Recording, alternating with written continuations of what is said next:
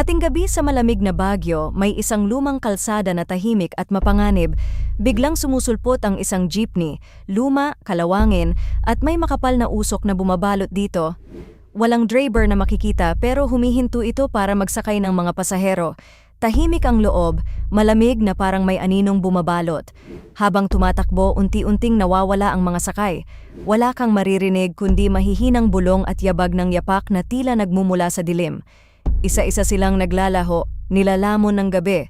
Sabi ng mga matatanda, ito raw ang jeepney ng mga kaluluwang hindi matahimik, naghahanap ng kasama sa walang katapusang biyahe. Hanggang ngayon, wala pang nakabalik mula sa pagsakay dito. Kapag sinundan mo ang jeepney ng tingin, mag-ingat, baka ikaw na ang susunod na kunin nito.